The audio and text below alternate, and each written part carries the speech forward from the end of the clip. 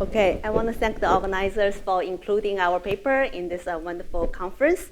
This is joint work with Urban German from Wharton and Vivian Yue from Atlanta Fed, who is also sitting here. The Euro disclaimer applies. So in this paper, we ask a very simple question: how credible is Hong Kong dollar's currency peg? So Hong Kong has been implementing this currency board through the linked exchange rate system since October 1983. So 40 years, more than 40 years. And under this linked exchange rate system, all the Hong Kong's monetary base is fully backed by Hong Kong dollar, US dollar asset at this fixed rate of 7.8 Hong Kong dollar per US dollar. And since 2005, HKMA is mandated to keep the spot exchange rate within this convertibility zone between 7.75 and 7.85. So if the spot rate hits the strong end of 7.75, then HKMA will buy dollars and sell Hong Kong dollars and vice versa. So that creates automatic interest rate adjustment mechanism so that the exchange rate is stable. So this is, this is the historical time series of the exchange rate. We can see this spot exchange rate is indeed within the band, it's working, but indeed we do see that exchange rate hits the strong end and the weak end periodically. And actually, we couldn't see there's a shaded area that shows the aggregate balance that captures the liquidity in the Hong Kong's banking system. So in the speech that marks the 40th year anniversary of the linked exchange rate system, the HKMA executive, chief executive, Mr. Eddie Yue said that, okay, confidence has been tested countless times through difficult events, but we sail them through, and there's no intention and no need to change it. But investors may see it differently. A well-known example is by Bill Ackman's tweet in November 2023. He said it's just a matter of time. Okay, and this year, well, we see more headline news. Right, on May, starting May 4th of this year, the exchange rate hits the strong end. HKMA starts to buy US dollars. But then very quickly, the sentiment shift and it hits the weak end within a month. Then HKMA has to reverse and sell US dollars. And indeed, they took them 11 interventions to finally, a few days ago, to move the Hong Kong dollar spot rate away from the weekend. So again, we ask the question, how credible is this currency peg given the carry trade and volatile capital flows? So in this paper, we developed as a pricing model for the Hong Kong dollar that has an imperfect peg. So with the probability P, the peg will maintain, but with probability of 1 minus P, it may break. And if break, then the exchange rate will move to a shadow exchange rate. Okay, so using this model, we can derive in closed form the exchange rate in equilibrium as well as the pricing of the options and forward. And we show that this model can help us to estimate and measure financial markets participants' view about how likely the peg may maintain or persist. Okay, so our estimation is based on the data from 2007 to this year in July, and we show that on average, that the probability that the peg may persist and continue is quite high. For the 90-day probability is around 90%, but it's time varying. At times, this especially stress period in 2022, 2023, the probability dropped below 50%. And also, we obtained that shadow exchange rate that is time varying too. It's between 7.4 and 8.1, and it's way outside of the band most of the time. And we also show how this credibility about the Hong Kong dollar's peg is linked to macro and financial variables, in particular the local monetary condition, US monetary policy, and also China's exchange rate. So let me go through the model. As I already said, that in this model, it has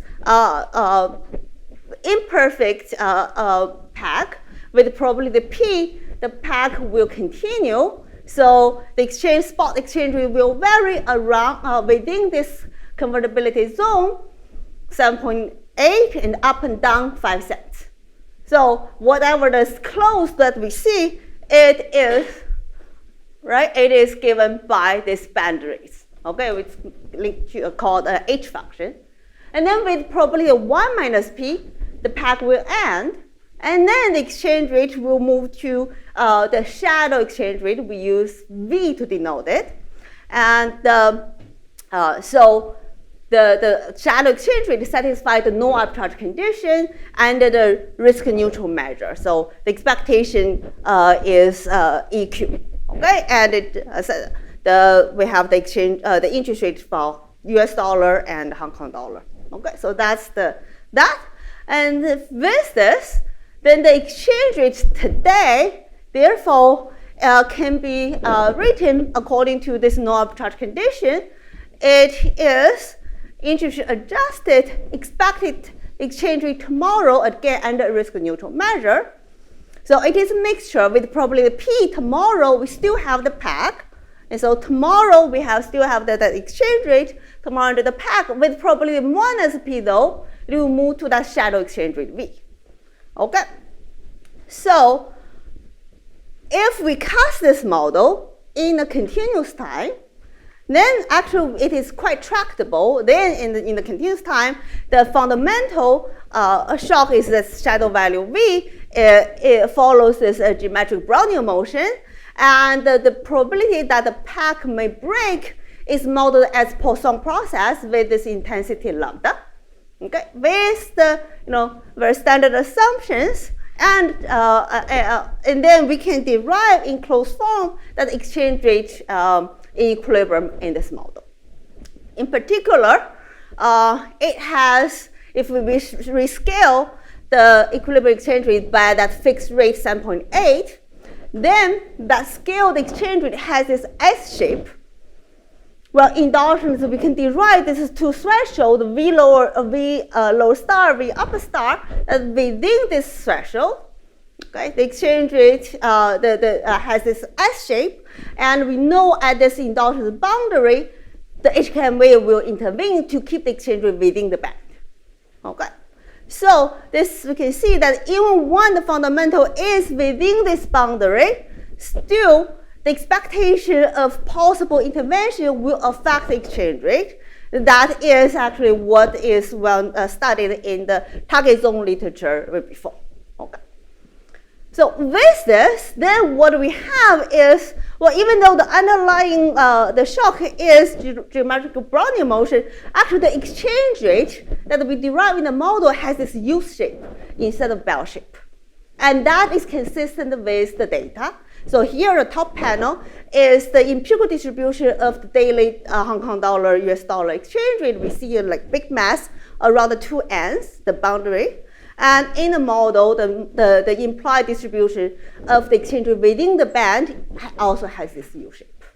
Okay, that will really, I will show how this, it makes difference when we estimate the P probability. Okay. So with this model, now we know the equilibrium exchange rate. We can also price the derivatives. In particular, we have the forward rate and the option prices. So with maturity of tau, and then it's NPRS, then we can know, okay, the forward rate with probably P to the power of N, we stay with up to the maturity, we stay in the pack, or versus maybe not. And then we have the the exchange rate given by either under the pack or not. So that's the pricing of the forward rate, and then accordingly we also have the options. So all these derivative prices can be derived in the closed form as well. Okay, so now we can estimate this model to fit the financial market data, in in particular, the spot exchange rate, forward rate, option prices, and our sample period is from 2007 to 2025 in July. Okay, so the input of our estimation are these financial prices and also the interest rate data. We use 3 months HIBOR and LIBOR or imputed LIBOR using SOFR, and the spot the prices on options coming from the 25 delta and 10 delta put and call options calculated out of the risk reversal and the butterfly options. So this is the interest rate data. So we have blue line is the US interest rate, 3 months, and the red is for the Hong Kong. And we can see, of course, we know from, Chalama and before the interest rate, if you peg your currency, the interest should be the same, but we have the convertibility zone, and there is automatic interest rate mechanism. So we do see at times there's a gap, widening of this interest rate differentials. And these are the periods where we do see large gap. And options, well, with this peg currency peg, we also see non-trivial prices on out-of-money options. Okay, so these are the average some of the statistics, but it's more maybe helpful to look at the risk reversal option prices on the top and the butterflies on the bottom. So the red lines are for the 25 delta and the 10 blue lines are for the 10 delta. So risk reversal tell us what the financial markets are thinking about directions of exchange rate movement, if anything, right? If a positive is Hong Kong dollar depreciates, negative is Hong Kong dollar appreciates. And here the size of the butterflies tell us about, probably some large events may happen. Okay. So with this model estimation, we can estimate the survival probability of a Hong Kong dollar peg from the financial market participants' view. And this plot shows the P. So it's a 90-day survival probability of a peg. You can see the average is high, about 90%, but we do have a lot of variations. Here this is the stress period of 2022, 2023, and that's one actually Hong Kong's the HKMA intervened, and the shrink is aggregate balance by more than 70%, and now actual recent periods again. Okay, and that's correspondingly we have the V fundamental value. So that's the blue line. Red line is our spot exchange rate, the close for the Hong Kong dollars, and with this convertibility zone. And we can see it's outside the band. If the peg breaks, that's where the exchange rate may be according to the model. May break on the weak end, or it may break on the strong end, voluntarily or involuntarily. So now this is the blue, again, blue line is the survival probability we estimate from the model, but if we can also fit the option data using standard Black-Scholes model, or even standard Black-Scholes model, or the one with the stochastic volatility. So then this model, the benchmark Black-Scholes model, will have one single regime and with the normality assumption.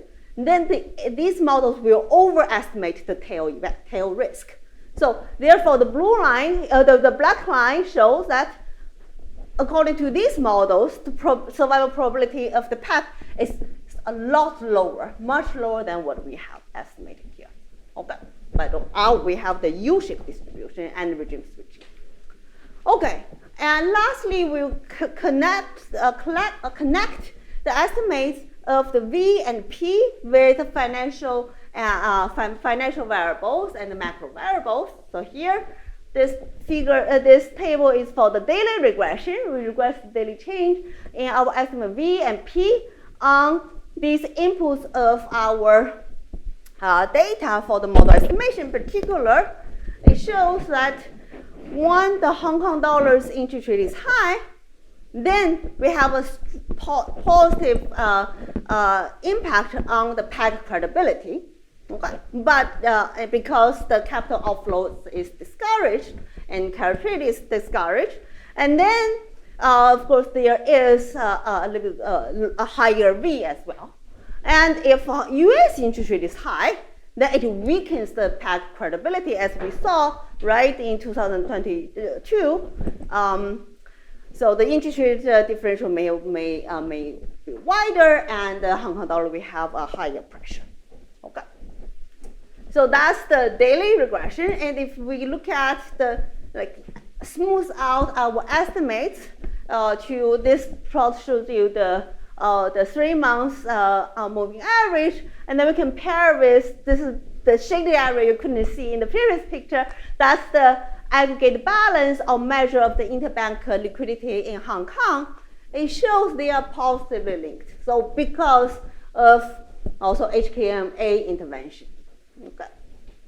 So now if we show this result in a regression, so here this is our monthly regression of change in the V and change in the P, regress on the aggregate balance, the link, the measure of the interbank liquidity, and also we bring in China's exchange rate. So we have the CNY spot exchange rate, as well as the CFAS, that's the Chinese renminbi index, effective exchange rate, essentially. So it shows that so the credibility for Hong Kong dollars peg is associated with positively with the interbank liquidity. Okay, if they are low, if the aggregate balance is low, then the peg, the confidence in peg is lower. And very interesting is this result about the renminbi. When Chinese renminbi depreciates, that's when we see our credibility measure of Hong Kong dollar peg will be weakened. Okay, and also we expect the Hong Kong dollar in general will depreciate. So that is another aspect that we show about how Hong Kong's economy is closely linked to the mainland China. So it's pure conjecture. So, but maybe some alternative, if there's an alternative they're thinking about for the linked exchange rate system, maybe think about the China's renminbi. Okay. So just to conclude, in this model, we build a very simple no arbitrage model for Hong Kong dollars peg, and we use this model and estimate the model based on the derivative data, and we show and we can measure the financial market's view about the Hong Kong dollar peg, and it seems like, well, still there's very high survival probability of Hong Kong dollar peg, but it is time varying, and the credibility is impacted by both global conditions as well as the conditions from US and mainland China. Okay, thank you, and look forward to the discussion. Thank you for having me. It's really been a pleasure to read this paper and also to enjoy the conference so far. I have 10 minutes, so I'm going to give basically 4 comments on this paper. Comment number 1 for the audience: what is it that this paper does? Anyone in this room who has studied international finance, I think is most of you, has at some point worked through the Krugman model of a target band of exchange rate. It's one of the most elegant pieces of mathematics in international finance, in that you start with a Brownian motion. You say, well, what if the fundamentals are Brownian motion? But what if you put a band to it? What if you only let the exchange rate vary within a band? You know, these beautiful closed form expressions. Essentially, it's the way many people probably here in the room learned about regulator Brownian motions. It's probably one of the most nice examples of how those work. Urban Yerman, some years later, said, what if we have a band model where there's a probability that when you hit the floor of the band gets abandoned? And he was trying to make sense of the Swiss franc euro exchange rate, which works that way. And he derives some beautiful closed form expressions. Here come the authors, and they say, let's do a band model with a probability of leaving, whether if you hit where you're hitting a top and a low band, the band has the features of the Hong Kong dollar, and there's a probability that the band entirely gets abandoned. And doing a few more extremely elegant math, they show that you can solve entirely for this particular exchange rate dynamics over time. And on top of it, you can solve for forward prices, and from there do standard option pricing formula, but here applied not in a Black-Scholes way just to a Brownian motion, but instead to this regulated process, and obtain complete closed-form solutions for a bit of everything. So that's the intellectual progress of where we are in terms of solving this in a methodological sense. In practice, in terms of the application, what they do is compare the prediction of this model with the empirical distribution, because for the Hong Kong dollar to dollar exchange rate, we have, of course, the wonderful thing is that this band, unlike typical bands that would last a few years and get abandoned, like in the exchange rate mechanism in the 80s, this one has been around for a very long time, and you can really see if this matches the data. And it does very clearly. These models prediction of this U shape where you just spend a lot of time near the bands often and then fluctuate somewhere in between them. And you see that's the case. Second, they go and estimate it, because if you have this closed form relations, it means the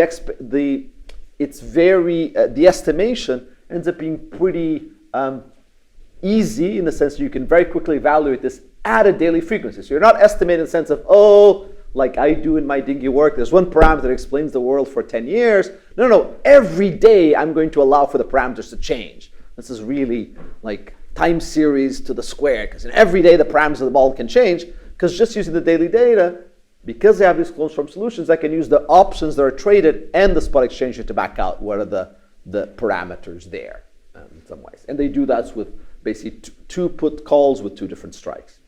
And finally, having backed out then, what is the fundamental? The fundamental is, what if you're floating?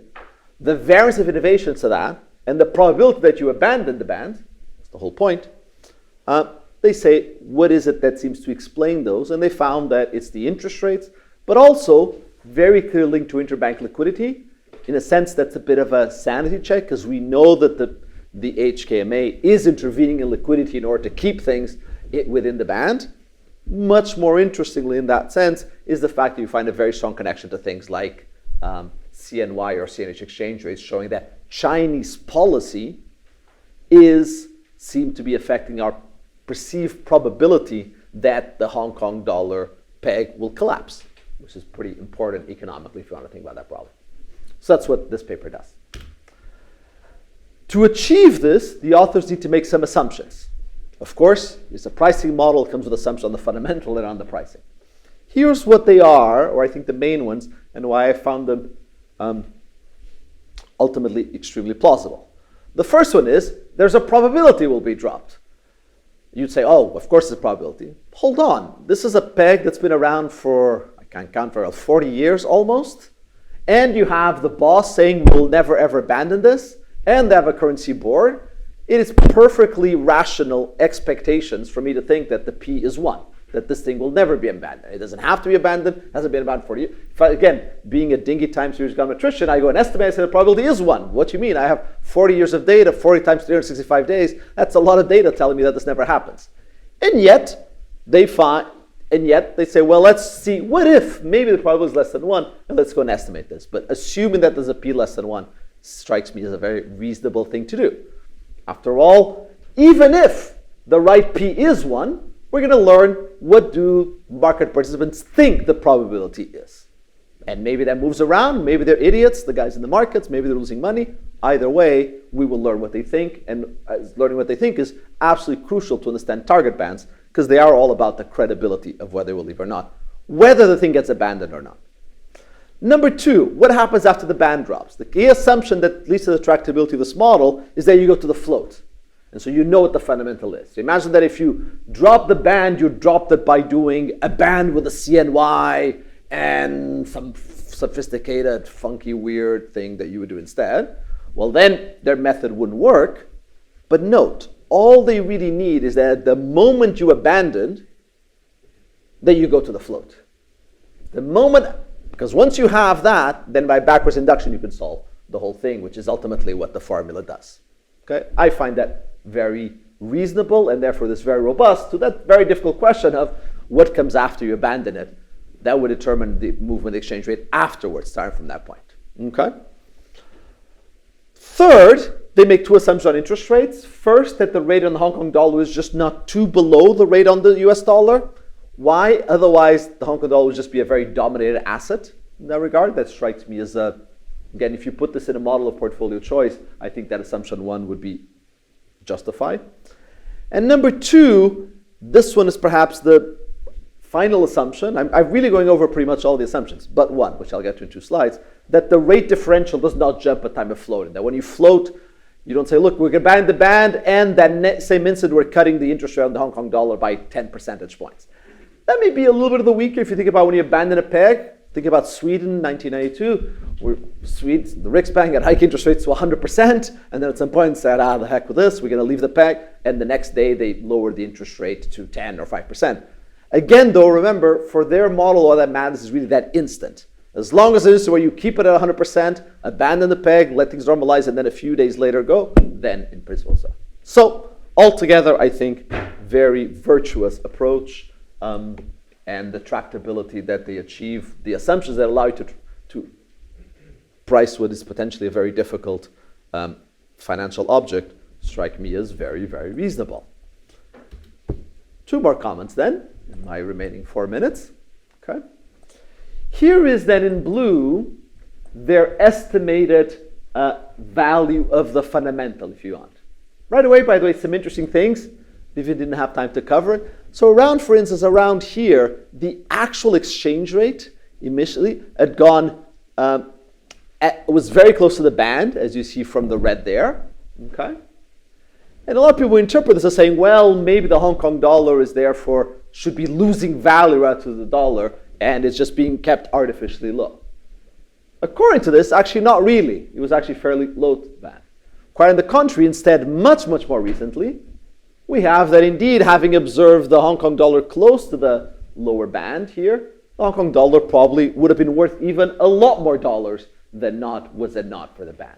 So as we see, for instance, this short period of time when we get ups and downs, you see the value of this approach and saying that some of them were really a sign of a lot of pressure to keep the exchange rate band, and in others, not so at all. So hopefully, so that you get to see why that works. Now, of course, part of the reason why you get this V moving, why does the V move around in the first place? From a pure UIP sense, if you just set the interest rate on the Hong Kong dollar literally equal to the interest rate on the US dollar, by UIP, and insofar as this is credible, in principle, the exchange rate shouldn't move at all. Now, of course, it will move because of risk premium and some others, for instance, with a P, but it shouldn't move at all. But importantly, why is it that they move that gap in interest rates in the first place? That is a part that, to understand why this moves around, becomes pretty important, and that there's certainly a literature, and not just a literature, but attempts at explanation on. But that's very first order in terms of trying to understand why does the V move in the first place, and to understand then why would move the P, or the probability of abandoning it. So that's something that we need to dig a little deeper, is what is the Hong Kong Monetary Authority doing when it moves this interest rate differential as opposed to keeping it lockstep with the US dollar one, to understand whether that's related to the probability that they're thinking they're going to leave it soon, they're trying to defend it in what way. That is an important determinant. And moreover, on those lines, note that having estimated sigma V, having estimated V, and having estimated R, or measuring R's, the authors, of course, have estimated the innovations in every period. Here comes the one assumption, common to anyone who's done any continuous time finance or continuous time math to start with, which is we assume the innovations are normal. There are diffusions. We assume continuous sample paths. The authors could test that. They have a time series, because they have all the right-hand side of the DWs.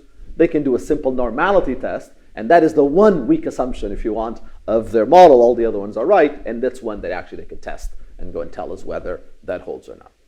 In the regressions, where they try to explain V, I would add more critically, I found that what you should really be doing is try to do V relative to the carry trade, relative to the gap in interest rates. So I would have subtracted the gap in interest rates and then regress on things. So when they're regressing V on a bunch of determinants towards the end of the talk, I found those very hard to interpret because, well, all those things are correlated with the interest rate gap.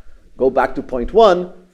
The interesting thing here is the gap between the V and the interest rates, this DW, why is it that that's moving around? What is moving that fundamental? That would be the way that to me would be more natural to build it. And finally, on the probability, okay? This is, the survival probability is in some ways surprisingly low, I mean, after all, again, this has not crashed in 40 years, and here it is, well, the probability of 40% it's going to crash tomorrow. But note, and this again is, I think, the contribution of the paper. I didn't put that figure, but Vivian did. If you did the same exercise, but with a Black-Scholes model on the observed options, the probability of failing, well, I guess that's not the fail, probability of surviving, is actually always much, much lower. In a sense, the authors could have started the paper with a puzzle, and so let me end my discussion with that puzzle. Why is it that you see some guys buying and selling options of this falling, of this collapsing, when this hasn't collapsed in 45 years, and if you just did dumb mechanical Black-Scholes on this, you say that the probability of falling is essentially in any 3-month period over the last 30 years was almost 100%. Well, they show in part because you need to do the right pricing. If you do the right pricing with the bands, the probability is much, much lower and more in line with part of what we saw. Still, though, still pretty high of what it is, but I think that moves us closer to understanding why is it that you have these options. Next step, though, is, of course, to separate in these determinants. And here again, I would go in a slightly different direction. They went direction of showing this depends on Chinese monetary policy, liquidity. That made sense as a first step. But ultimately, what we need to ask is, they have a currency board. P can be driven to 1. You know, there's nothing, I think, in the paper or what I know of the regime that I can absolutely enforce till P equals 1. So if P is less than 1, is it because A, think back to the Argentinian currency board, it wasn't really a currency board, the dollars weren't there when it came to it? Or B, we think that there's circumstances in which the Hong Kong Monetary Authority will want to let go of the peg. Those are two very different interpretations of P, but ones that now that the authors have provided us good estimates of P, we can now look at the determinants separately of these two reasons and try to make some progress on that. Thank you.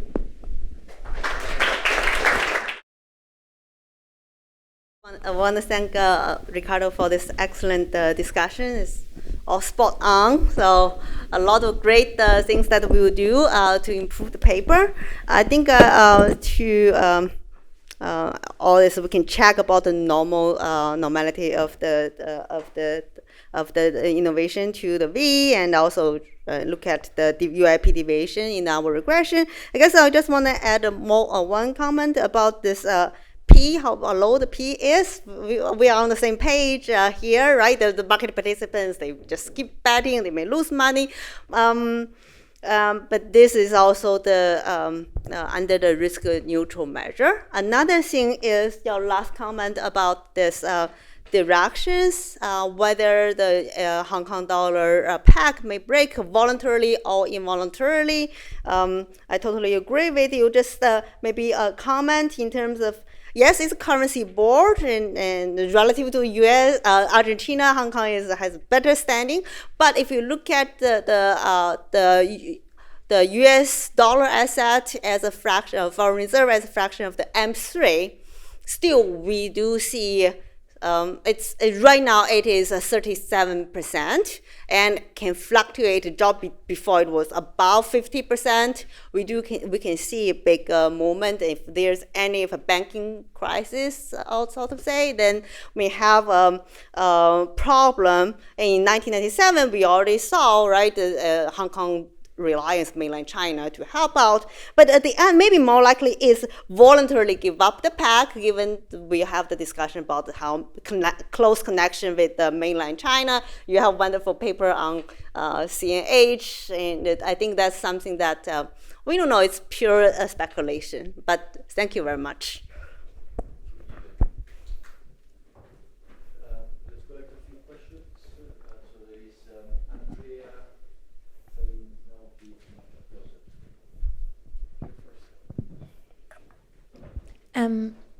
Nice Yes, paper. yeah. So I have one question on the data. So are these market prices or are these IVs, implied vols that you get, as if we're calculating the price under Garman, Kohlhagen type of model or Black-Scholes type of model? And then my second question is, if I would fit a jump diffusion model and I would just look at the jump sizes, and you would regress the probabilities on these jump sizes just as a sanity check, would you get something significant? Yeah. I'll collect a few questions. Yeah. So it's me.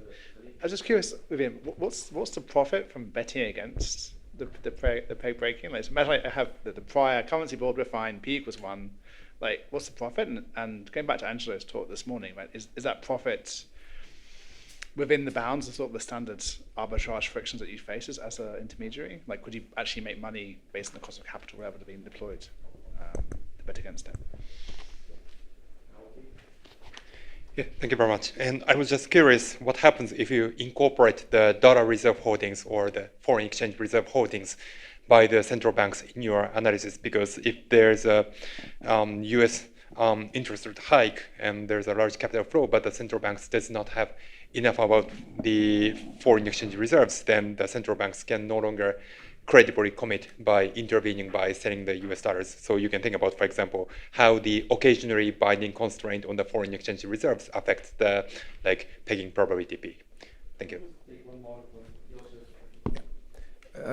Did I understand correctly that the Poisson arrival process of abandonment is constant and exogenous, or shouldn't it depend on where we are or on the past dynamics of the exchange rate? Yeah. Okay. All right. So Andreas, thank you for the question. So first, the option prices is the data, and and then we look at what we estimate is the volatility for the V process, underlying shadow exchange rate. That's our estimation. And your question about fitting the process with jump. Right now, what we incorporate is just this regime switching with the Poisson arrival of the break, but we could do more and following your line of suggestion. Thank you. And Salim, profit. We know Ackman lost money. He spent billions of dollars, but he lost money, but they still keep betting. And maybe there is. So how did he betted against the peg breaking or with the breaking? Which way around? And what's the money from betting against the breaking? Yeah, he bet that the Hong Kong dollar will depreciate more than the 7.85. Yes. So what's the betting in the direction? So you bet on this. You have P equals 0.5. Right. The peg doesn't break. And there must be a high return to writing that. Oh yeah, the other side. Yeah. Yes. Yeah. Okay. Yeah, but we don't have the number, but maybe we try to. Yeah. Thank you. And the question about the foreign reserve. So right now, Hong Kong has over 430 billion US dollars as a foreign reserve. But you can see the size of the operation. Like this month, this past month in June and July, they spent $17 billion of US. So it's still enough for them to intervene multiple times, but yeah, so that's why P is still, we still see it's persistent. And last time, the question about the tau, it's time varying. We estimate it essentially every day.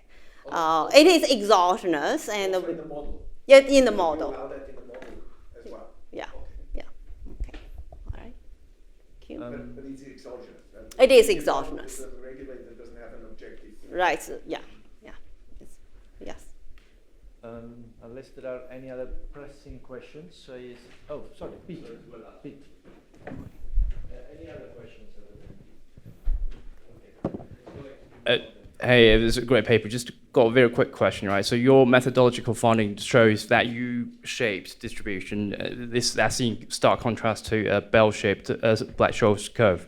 Yeah. So does that mean that option is not correctly pricing the probability of that DPAC, and if there's any opportunity for people to adopt that? So that's my question. And also my second question was about the FX reserve. So the latest figure is about 425 billion as for FX reserve for Hong Kong. So as you said, probably that's a pretty good guarantee. That's probably not even going to break, right? So probably your model is better predicts the probability relative to the standard Black-Scholes model. Just curious your opinions. Thank you. So there's a simpler way to profit from betting against these peg is the contract trade, forward contract trade, because you can use Hong Kong dollar forward contract, and it's very easy. You don't need to enter any spot side because Hong Kong dollar is pegged with the US dollar. So you can just bet on the Hong Kong dollar forward contract and earn the basis. It's actually a huge trade in the Hong Kong market. Yes, yeah. And that gives you the term structure of the expected value of these Hong Kong dollars. So I wonder if that value is going to be different from the option implied value.